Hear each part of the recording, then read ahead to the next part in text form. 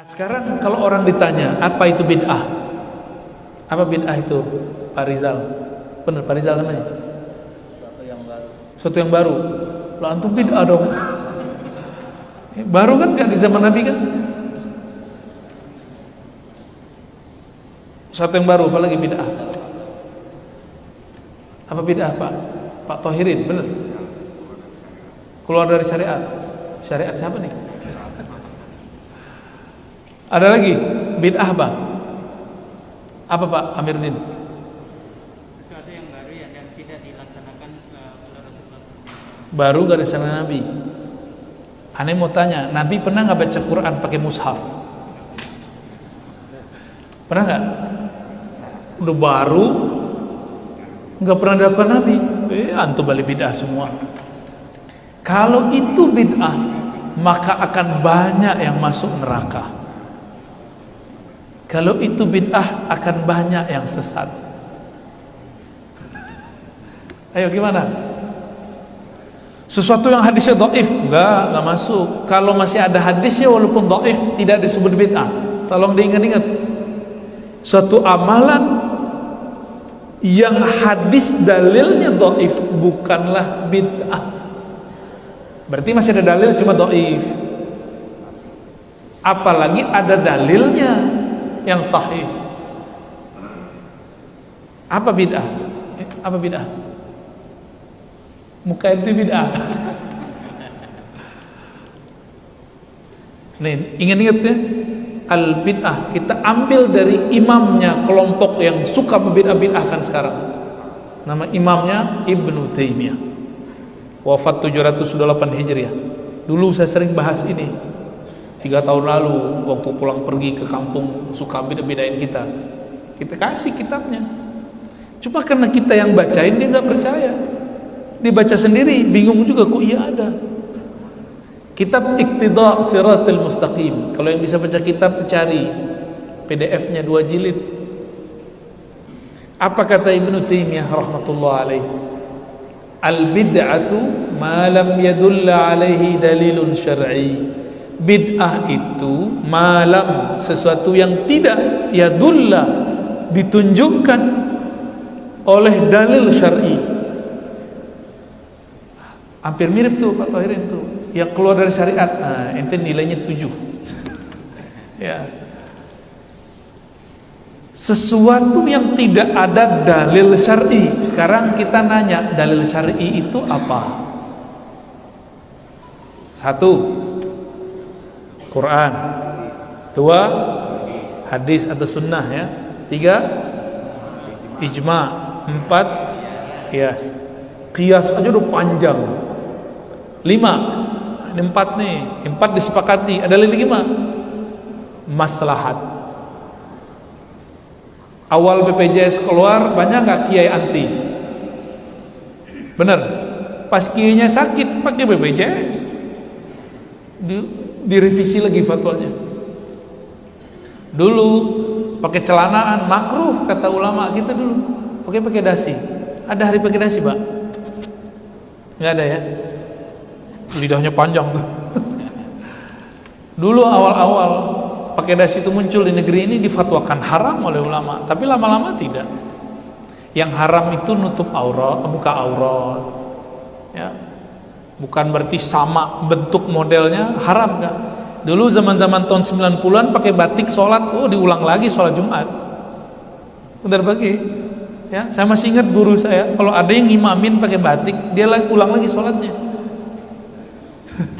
Pakai batik doang pada. Emang di Arab kan bajunya itu aja, putih. Baju perempuan 3, hitam. Ya. Benar ya? Karena memang negerinya begitu, hijaunya jarang, padang pasir lebih banyak, gunung, padang pasir, begitu aja. Negeri kita banyak warna, maka itu mempengaruhi budaya berpakaian. Oke, kembali. Jadi bid'ah itu yang tidak ada dalil syariatnya. Dalil syariat tadi udah berapa? Quran, sunnah, ijma, qiyas. Ada lagi tadi maslahat. Yang ngomong bukan saya, yang ngomong Ibnu Qayyim, murid Ibnu Taimiyah, imamnya kelompok yang sekarang suka membid'ahkan. Apa kata Ibnu Qayyim? Kullu maslahatin dinun. Setiap kemaslahatan itu agama, itu dalil.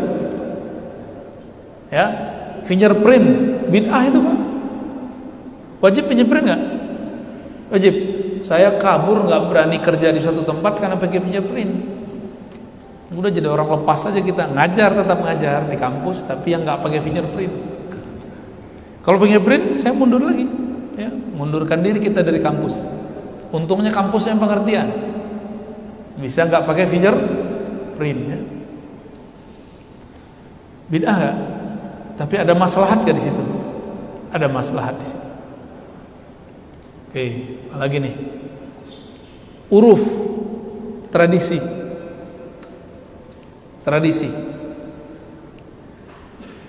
Tradisinya orang Arab sholat pakai sarung atau pakai celana di zaman Nabi?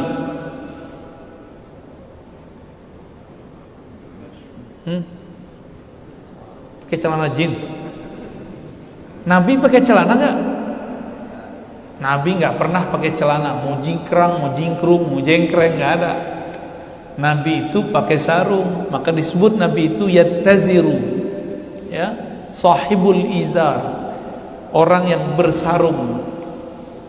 Ani mau tanya nih, kalau pegawai-pegawai ini kerja pakai sarung gimana? Kata Ar-Razi, itu sunnah. Saya mulai hari ini ngantor pakai sarung. Gimana? Repot gak? Sarung itu pakaian Nabi, tapi bobot syariatnya bukan di model sarungnya, tapi nutup auratnya. Maka yang disebut syariat berpakaian bukan model. Kalau ngikutin model Anda kuat. Baju Nabi itu bagi dua, atas bawah. Terus Nabi pakai jubah luar, jubah kayak habaib tuh, ya. Itu jubah Nabi selalu impor dari Bahrain, impor dari Syam, dari Rum, impor dari Hadramaut, impor dari Ethiopia, impor dari Mesir. Tuh baju Nabi impor. Aneh mau tanya, pakai baju impor sunnah gak? Terus gimana slogan cintai produk dalam negeri? Bid'ah itu. Begitu? Kan enggak. Jadi tidak semua yang Nabi lakukan itu kemudian menjadi bobot hukum. Nabi ini berbuat bobotnya sebagai orang Arab atau sebagai Rasulullah, itu dibedakan. Bisa bedain? Nabi sebagai orang Arab, tradisi Arab udah ada belum sebelum beliau lahir? Udah ada. Kalau Nabi sebagai orang Arab wajib nggak diikuti? Enggak, tapi boleh nggak diikuti? Boleh. Bab cinta mah boleh. Nabi kemana-mana pakai serban, nggak pakai kopiah hitam. Ini bid'ah ini. Apalagi kopiah putih. Gimana nih? Besok-besok Pak Rizal lagi tugas pakai serban. Ditanya, kenapa ente pakai serban? Habis dengar pengajian Ar-Razi. Nabi kullama kharaja, ya, fa alaihi al-imamah wa ala ra'sihi imamah. Nabi setiap keluar pakai serban. Nabi enggak pakai peci, kupluk, enggak. Nabi pakai serban. Dari mana kita tahu serban ini tradisi Arab? Orang Arab ngomong, dalam kitab ditulis al-imamatu tijanul arabi. Serban itu mahkotanya orang Arab. Aneh mau tanya sama antum sekarang, selain Arab ada nggak yang pakai serban sekarang? Banyak. Orang Sikh, agama Sikh pakai serban nggak? Pakai. Orang Sikh ini kan agama campuran, mix, di situ agama apa aja ada. Udah jadi agama sendiri. Dulu pendirinya pernah belajar Islam kepada orang berserban. Terus nggak tahu buat agama sendiri, namanya agama Sikh. Makanya orang-orang India yang pakai serban gitu belum tentu Muslim. Biasanya itu agama baru, Sikh. Di Malaysia, seingat saya agama ini resmi. Ya, wallahu a'lam bishawab. Udah berapa tadi itu? huruf. Itu dalil semua tuh. Jika tradisinya tidak bertentangan dengan Quran, sunnah, ijma, qiyas, maslahat, maka tradisi itu bisa jadi dalil. Saya mau tanya nih, kalau ada orang meninggal, itu cara untuk ngurus jenazah beda kampung, beda tradisi nggak? Boleh nggak? Tapi biasanya tuh ibu-ibu atau yang tua-tua tuh fanatis, harus begini, nggak boleh begitu. Tengkar dekat orang mati. Padahal tengkar itu bagian daripada bid'ahnya. Yang wajib itu mandiin, ngafanin, nguburin, ngulatin 4 aja. Mandiin, ngafanin, sholat, kubur. Udah, itu yang wajib. Di luar itu tradisi. Di luar itu tradisi. Sederhana kan? Nah ini kita berharap nih, bapak-bapak ini kan orang pemerintahan, kasih kabar kepada orang-orang rumah sakit, jika ada nanti gelombang berikut dari corona, siapkan orang yang mandiin khusus, ruang khusus, alat khusus. Jangan sampai nggak dimandiin. Jangan sampai nggak dimandiin. Kecuali udah banyak, baru tayamum masukin. Kalau masih bisa kendaliin, kita kejarin. Ya. Tolong disampaikan ke rumah-rumah sakit, ke klinik-klinik, harus ada itu. Ya. Kemarin kan kelabakan, Pak. Nggak ada alatnya, nggak ada mekanismenya. Saya sampai kemarin belum percaya amat ada corona. Nanya sama temen yang tugasnya ngantar-ngantar jenazah. Dia manajer alam barzakh, Pak. Kerjanya tiap hari nungguin panggilan kalau ada orang meninggal. Nganterin. Kata dia, selama Delta kami jam 12, jam 1 malam itu masih nunggu antri di pemakaman, dan semuanya korban corona. Mungkin beberapa kiai masih nggak sepakat dengan saya. Ini teman saya kiai juga, dia kiai khidmah untuk urusan jenazah. Makanya saya tanya, ini menurut ente ini corona ada nggak? Ya ada, cuma mungkin beritanya yang berlebihan. Ya. Seandainya gelombang itu ada, kan kata WHO ada 6 ya, benar nggak? Itu dari mana mereka tahu coba? Coronanya belum ada nih, dia udah bilang 6. Gimana Pak? Saya curiga Pak. Ada kecurigaan besar. Kalau mereka emang sudah tahu, ya siapa yang ngabarin kalau bukan dia juga kan? Ya sudahlah, emang begini, tenang aja Pak. Mereka makar, Allah kan lebih hebat makarnya. Fallahu khairul makirin. Ya udah santai aja, Bapak disuruh masker, ntar disuruh vaksin lagi, vaksin aja. Emang kita bakal mati divaksin? Nggak bakal, insya Allah. Nggak suka divaksin, yaudah habis itu suntik bekam aja kan, keluar lagi gitu.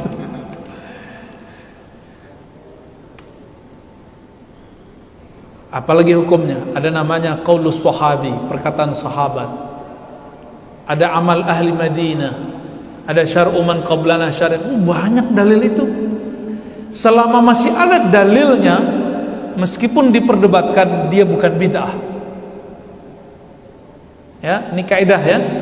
Selama masih ada ulama yang mengamalkannya, ada dalil jadi sandarannya, hatta walau kana dha'ifan, meskipun dalil itu diperdebatkan kesahihannya, kedhaifannya, maka dia tidak disebut bid'ah. Saya sering mencontohkan, penilaian sahih dhaif itu ulama, bukan nabi. Saya ini dulu alhamdulillah diizinkan Allah ketemu guru yang mengajarkan cara meneliti hadis sahih tidak sahih, detail.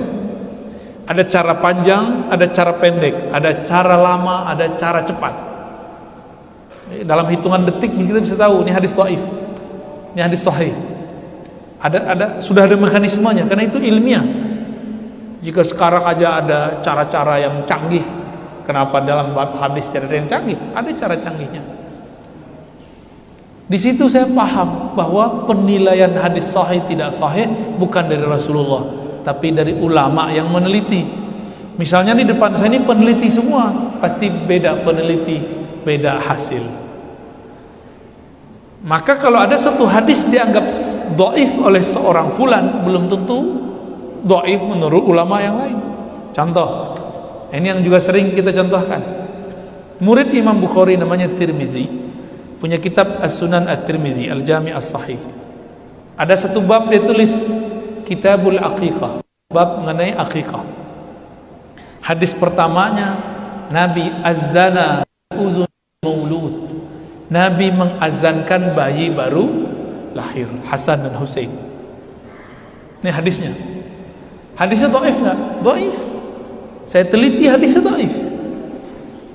Tapi setelah kita cek, Imam Tirmizi, Imam Salafus Saleh, wafat tahun 279, salaf, mengatakan hadis ini hasan sahih. Udah hasan sahih. Datang Syekh Albani bilang hadis dhaif. Datang artis baru hijrah bilang hadis dhaif. Antum ikut yang mana? Albani wafat 1999. Baru kemarin sore Syekh Al-Imam At-Tirmizi wafat 279 Hijriah. Siapa yang ikut? Imam Tirmizi. Cuma orang sekarang udah terpukau disahihkan Albani. Terpukau sudah. Albani peneliti, dia boleh benar boleh salah. Imam Tirmizi juga neliti, tapi dia ngomong hasan sahih setelah mengatakan ini diamalkan oleh ahli ilmu di kalangan salafus saleh. Cukup nggak? Jadi kalau dia mengatakan wabihil amal inda ba'di ahli ilm, itu kalau diterjemahkan ini diamalkan oleh ahli ilmu di masa apa? Di masa beliau. Masa beliau masa salafus saleh. Kalau ada ulama salafus saleh mengamalkan, ya sahih sudah, boleh diamalkan dan tidak bid'ah.